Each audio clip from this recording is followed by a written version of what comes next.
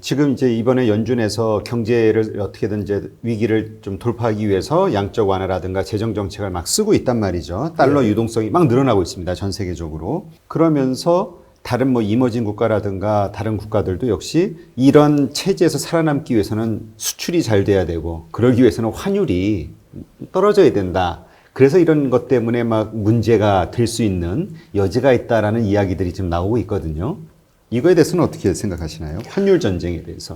그거는 사실은 수출을 하는 나라면 어느 나라나 자기들 수출 경쟁력을 확보하기 위해서 자기들 돈이 평가절하되기를 원합니다. 그런데 이게 각국마다 그러면 평가절하를 하면은 이게 걷잡을 수 없는 환율 전쟁이 되는 거거든요. 그러니까는 이거를 겉으로 드러내고서 하지는 못해요. 그러한 의미에서 환율 전쟁이 자꾸 거론되고 특히 미국이 환율 보고서라는 거를 1년에 2번씩 써가지고 환율 조작국을 이제 감시하겠다 그러는데 사실은 미국이 주범이에요. 여태까지 세계에 큰 4차례 환율 전쟁이 있었는데 이거 사실 다 미국이 주도했습니다. 그 1차 환율 전쟁을 보면 그건 사실은 1930년대 그 대공황 시기에 했습니다. 어느 날 프랭클 루즈벨트 대통령 시절인데 국민들로 하여금 국가가 돈을 발행할 수 있게 유동성이 커야 우리가 빨리 이런 불경기에서 회복할 수 있으니까 국민들이 갖고 있는 금을 다 정부에 넘겨라 해서 그거를 온스당 한 20불 초입에 죄 사들였어요. 네. 그 후 미국은 국민 개인이 금을 소지하지 못하게 했습니다. 그러니까 미국에서 금이 자유거래가 된 거는 1970년대에 와서 비로소 자유거래가 됐지 그전에는 금을 소지하고 있는 건 불법이에요. 이렇게 금을 다 모아가지고 어느 날 한 20불대 산 금을 1온스당 35불로 그 금 가격을 확 올립니다. 즉 이때 달러가 평가절하가 한 69% 정도가 된 거예요. 네. 20불이 35불이 되는 통에. 그래서 이때 그 경쟁국들이 굉장히 힘들어합니다. 이게 한 20%만 평가절하도 힘든데 미국이 69%를 한 번에 해쳤기 때문에. 그 다음에 루즈벨트 대통령은 경기 회복을 위해서 통화력을 늘리기 위해서 금뿐만 아니라 은도, 그러니까 근본위제에서 금은 복보제로 이제 전환을 해요. 그래서 세계의 은을 다 사들이기 시작해서 국제 은 가격이 굉장히 뛰기 시작합니다. 그때 중국 같은 나라는 사실은 은본위제 국가였었는데 국제 은값이 너무 뛰니까는 그 당시 장개석 그 정부 시절이었는데 중국 정부가 은본위제를 결국 포기하면서 굉장히 큰 혼란이 와요. 그러면서 공산당한테 밀리게 됩니다. 그래서 심지어는 그때 루즈벨트가 중국의 통화제도를 붕괴시켜서 공산당이 성립하는데 도움을 줬다라고까지 얘기할 정도로 그 후에 미국이 또다시 1971년에 닉슨 쇼크를 오면서 그 금환보훈위 제기를 파기했을 때 그 후 미국의 달러가 크게 또 그 평가절하됩니다. 이게 두 번째 그 환율 전쟁이었었고 세 번째는 아까도 말씀드린 1985년도에 그 플라자 합의. 네. 그때 일본의 엔화와 그 독일의 그 마르크화를 강제 절상시킴으로써 그 일본 달러가, 미국의 달러가 다시 최근에 사실은 2008년도 글로벌 금융위기서부터 지금까지를 4차 환율 전쟁으로 보는데 그 이유는 달러를 저렇게 무한대로 풀어내다시피 하면은 저건 달러 가치는 떨어질 수뿐이 없어요. 그러니까 경쟁국들도 같이 통화를 많이 발행을 해야 어느 정도 달러하고 균형을 맞춰가는 거예요. 그러니까 돈을 저렇게 많이 풀어낸다는 건 저 자체가 사실은 환율 전쟁을 하는 거나 마찬가지입니다. 그러니까 그렇지 않은 나라들은 그냥 앉아서 절상당해서 수출 경쟁력을 잃어버리기 때문에 네. 그래서 지금까지 큰 환율 전쟁 4차례를 사실은 모두 다 미국이 주도한 거죠. 네, 그렇군요. 지금 현재 많은 어려움이 지금 세계적으로 많이 있죠. 경제와 관련해서 지금 코로나 때문에 더군다나 이것을 해결하기 위해서는 각국의 나라들이 서로 공조를 하면서 극복해야 된다라고는 이제 많은 전문가들이 이야기하는데, 근데 돌아가는 걸 보면은 약간 그 미중 간의 정치적인 문제도 있고요. 그 무역 전쟁의 여파도 있고, 또 이번에 코로나 사태를 통한 그 책임 배상 문제 뭐 이런 것들로 점점 더 분위기가 좀 험악해지거든요. 그래서 정말 뭐 디커플링 얘기가 나오기도 하고요.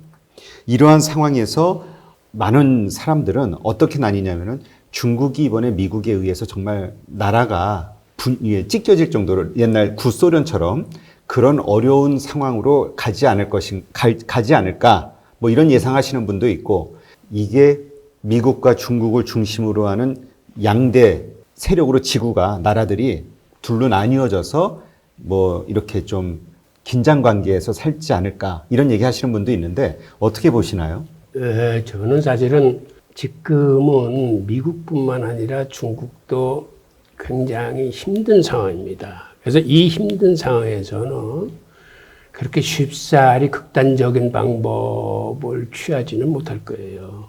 그거는 사실은 굉장한 리스크를 안고 있는 거기 때문에, 물론 미중 간의 무역 전쟁이 이게 쉽게 뭐 타협을 본다거나 끝날 수 있는 성질의 건 아니거든요. 이게 패권의 성격이 있고, 또 하나 미국 정부가 본질적으로 노리는 거는 중국 시장의 금융시장과 외환시장의 완전 개봉이에요.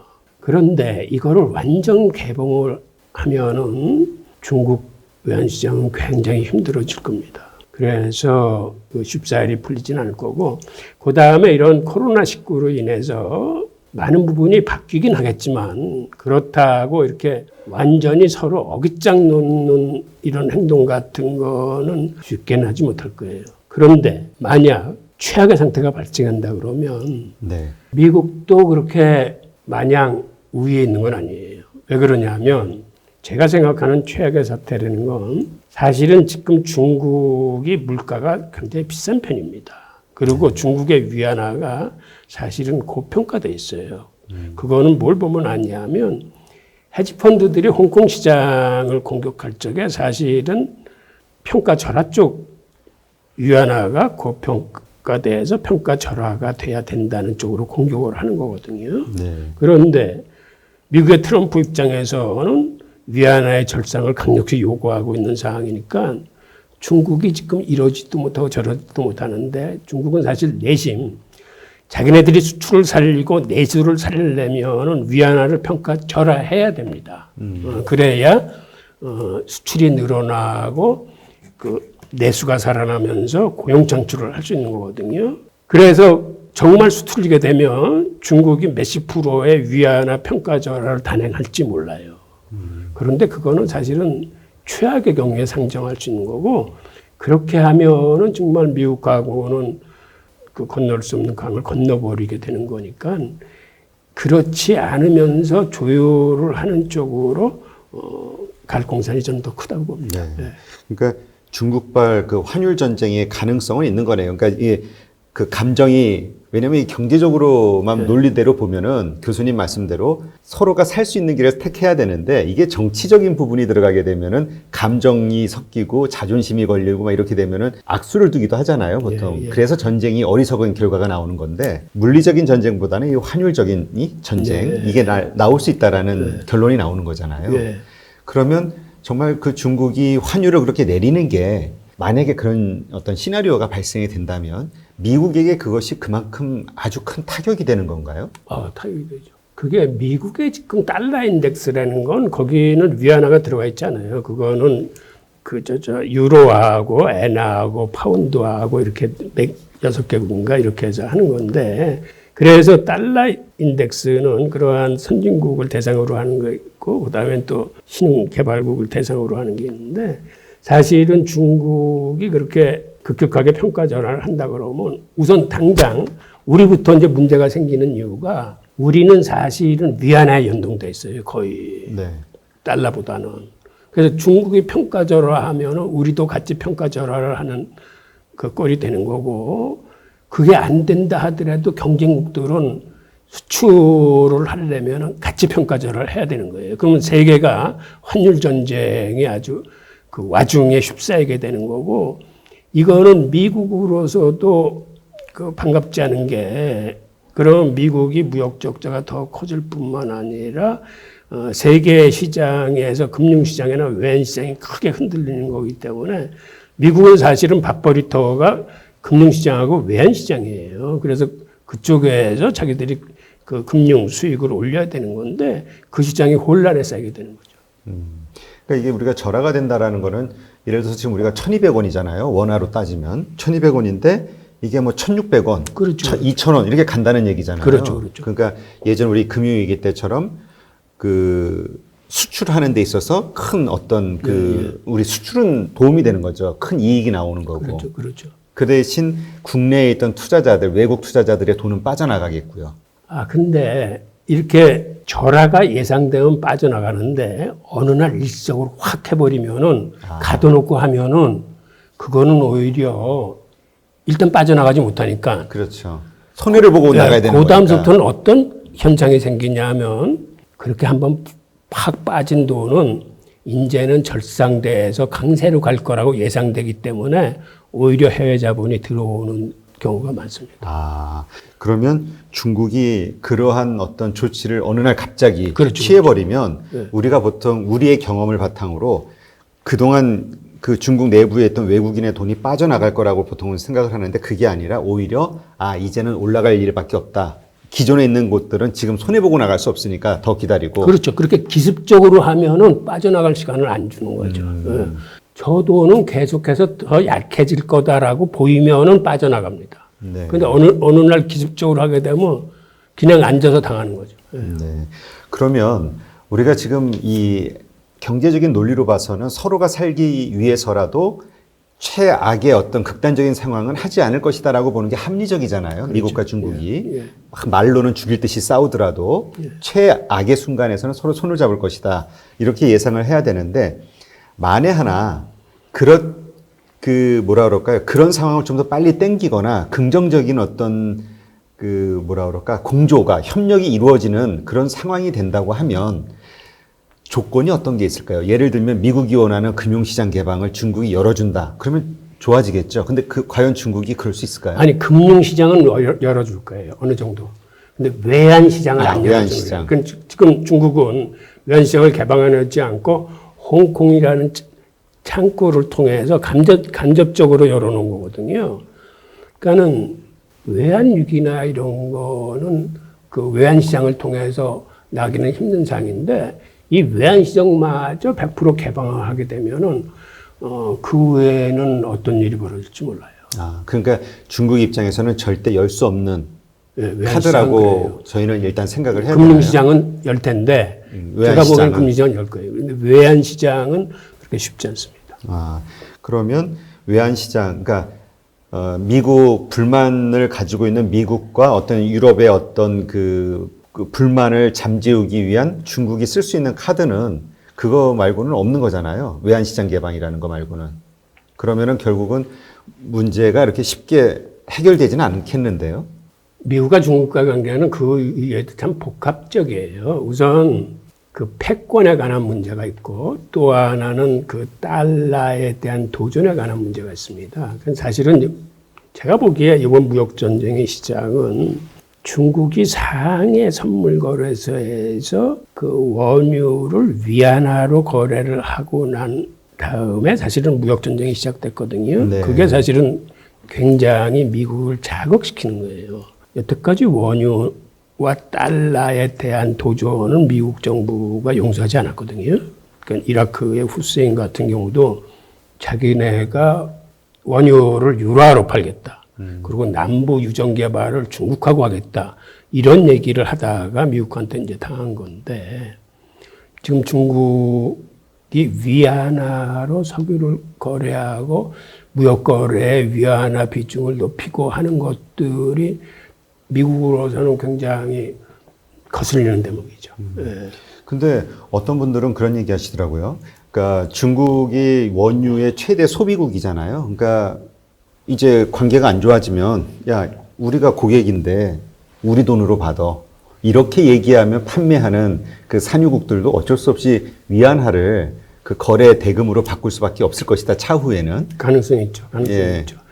우선 브릭스만 해도 중국과 러시아 사이에 어떤 그 천연가스나 석유 거래는 자기들 돈으로 하기로 해서 이제 커지거든요. 그런데 이게 사실은 암호화폐가 나오는 거하고도 관계가 있습니다. 그러니까 예전에 암호화폐는 중앙집권에 사실은 반대하기 위해서, 즉 중앙에서 추적하지 못하도록 생긴 게 암호화폐인데, 최근에는 각국 정부별로 중앙은행에서 암호화폐를 발행하겠다고 하는 거거든요. 그거는 뭐냐 하면은 이게 다 추적 가능한 암호화폐예요. 근데 암호화폐를 지금 중국 중앙은행도, 미국 중앙은행도, 그 다음에는 미국에 있는 기업들도 이제 암호화폐를 발행하겠다고 하는 건데, 아마 대세는 그쪽으로 가게 될 거예요. 그렇다면은 나중에는 브릭스끼리 자기네들 암호화폐도 만들 수 있고 하는 과정에서 달러의 위상이 점점 약해지는 거죠. 이게 분권화될수록. 네. 네. 그렇군요. 그 하여튼 중국발 환율 전쟁의 어떤 그 촉진 이 위험성은 이제 계속 상존하고 있는 거라고 저희가 이제 생각을 해야 되고요. 예. 그다음에 미국과 중국 간의 그 지금 이 뭐라 그럴까요? 그 감정 혹은 그 정치적 그 대립 관계는 이건 패권이 걸려 있는 거기 때문에 이게 쉽게 해결되지는 않을 것이다. 예. 이렇게 저희가 이해하는 게. 네. 그러니까 이런 상황이 오래 지속된다는 거는 결국 세계 경제가 점점 어려워지고 결국은 각자 도생의 어떤 그 지역 그 뭐랄까요? 그 보호무역주의가 예. 이제는 성행할 수밖에 없는 상황이 된다는 거잖아요. 근데 우리 한국의 입장에서는 우리는 수출로 먹고 사는 나라니까 결국 이러한 환경이 우리에게는 정말 최악의 시나리오가 되는 거고요. 예.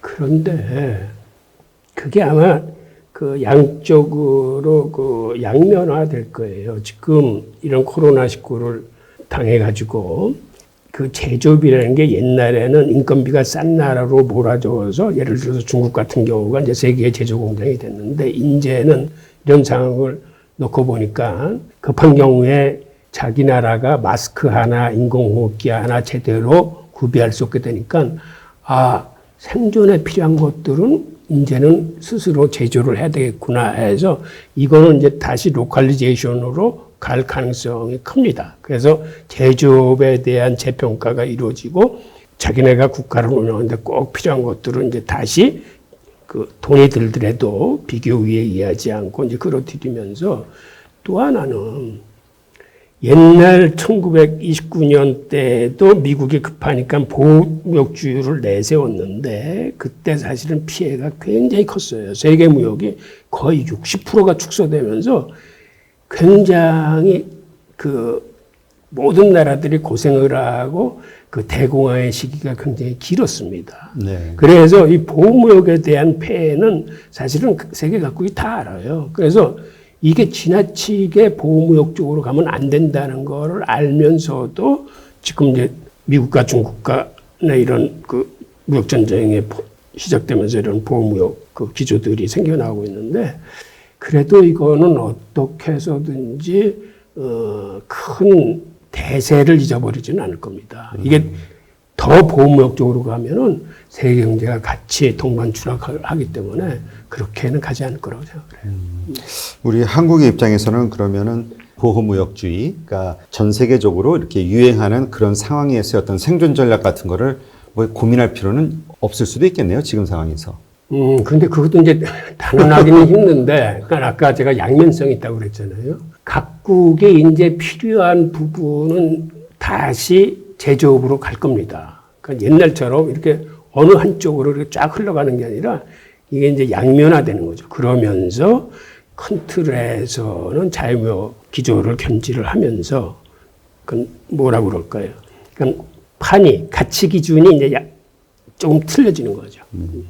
그러니까 하여튼 뭐 경제에서 가장 위험한 상황이 그 불확실성이라는 이야기가 있더라고요. 지금 세계 경제가 바로 그런 상황이 아닌가 싶은 생각이 드네요. 어떻게 될지를 모르니까 기대하는 마음과 이런 걸로는 잘 좀 해결됐으면 좋겠는데.